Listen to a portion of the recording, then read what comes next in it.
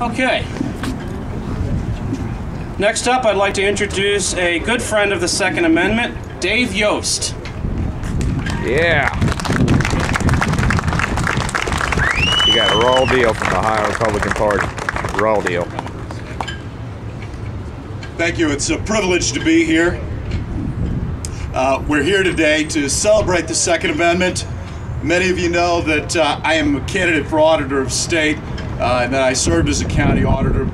And I'm proud to be endorsed by the Buckeye Firearms and the Ohio Gun Collectors. But today, I stand before you as a county prosecutor, and I want to talk to you as a prosecutor about a serious threat to liberty: serialized or encoded ammunition laws. Yeah.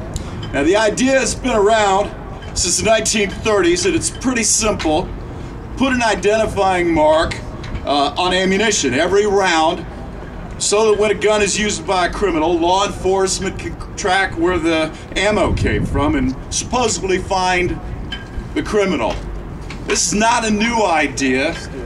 80 years ago, they wanted to use a little tape inside the cartridge to do that. Today, they want to use newer technology and put a microscopic imprint on it.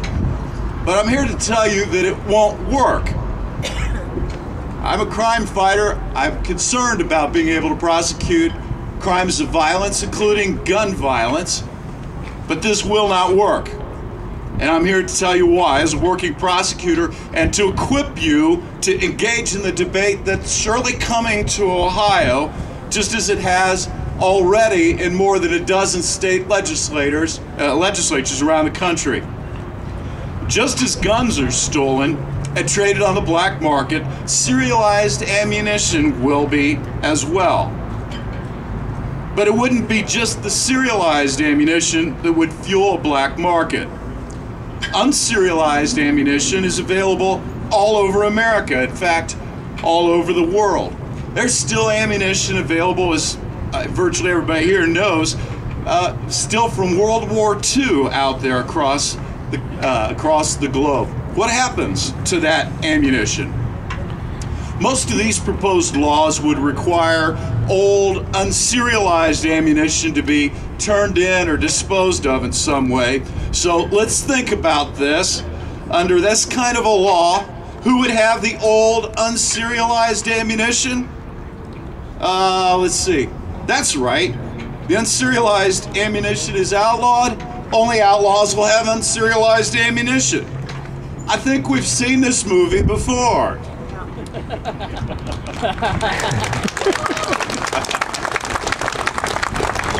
Now, ammunition is not hard to manufacture. Offshore factories will still produce unserialized ammunition, and it will be smuggled into the United States. And again, only the criminals will have it. More troubling, these laws could create a black market in serialized brass.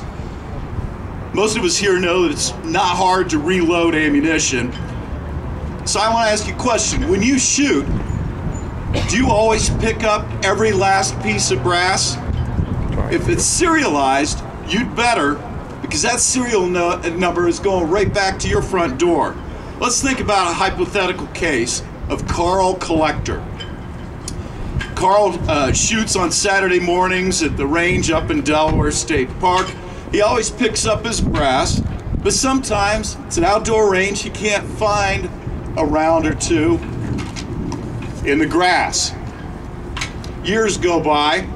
He does it every week in nice weather, and someday there's a murder in a city halfway across the state. A serialized casing is found, and it comes back to Carl Collector. The police are going to go see him, and they should. Happenstance would have it, Carl matches a description a witness gave of a man running away from the murder scene. White, medium build, in his mid-30s, with dark hair.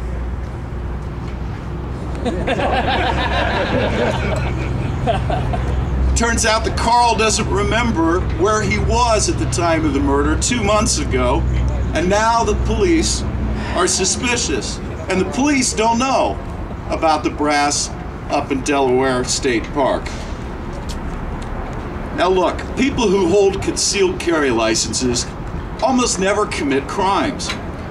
Serialization just isn't going to solve a lot of crimes, but it will drive up the cost of ammunition and make it harder to get. For the Brady campaign, the next best thing to no guns at all would be guns with no ammo. And that's the agenda, to drive up the cost and drive down the availability of ammunition. It will not make a significant difference in crime or prosecution. Now, the various versions of this legislation include a provision to tax ammunition, supposedly to pay for the costs of administering the serial number database. But think about this. What other constitutional right can be taxed? Can you imagine the uproar from the news media if the government announced a tax on newsprint? Or how about a tax on criminal defense lawyers? I guess I'm all right with that. I'm kidding. How about a tax on churches? No, as the United States Supreme Court said in McCullough versus Maryland, the power to tax is the power to destroy. A tax on ammunition, however small it may begin, is the power to destroy the Second Amendment. This pernicious legislation is an attempt to react to the perceived danger of firearms. But you know what? All the rights in the Bill of Rights involve danger. Wars have started over words said in the exercise of free speech, or because of religion. In the founders' own time, legislators tried to criminalize dangerous speech with the Alien and Sedition Act. Terrorists and criminals alike can huddle behind closed doors to pursue their criminal enterprises and enjoy the protections of the Fourth Amendment to be free from unreasonable searches and seizures. Why is the Fourth Amendment free from assault by the legislatures of this country, but the Second Amendment is not? Who can deny that the release of a guilty man into our society is dangerous? And yet, our Fifth Amendment right to remain silent is not the subject of legislative assault. The Sixth Amendment right to counsel is not only protected, we're required to pay for it.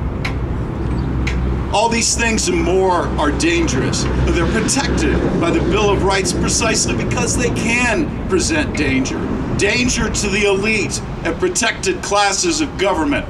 Dangers that the founders foresaw that the government would try to take away. You see, it is liberty itself that is dangerous. Dangerous to those who seek to control. It is liberty that is dangerous to those who seek to dominate. Dangerous to those who seek power over the rest of us.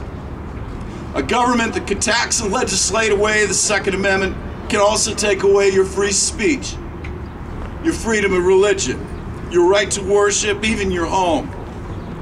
The Bill of Rights is the original contract with America.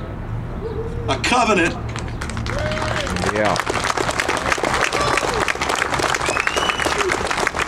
It's a covenant that there are liberties upon which the government may not trespass. Rights that, given to us by God, can never be taken away from free men and women. We stand here today to declare that what God has given, no man and no government can take away. My name is Dave Yost. Thank you very much. Yes, sir. The man should be running for Attorney General. Not for Auditor.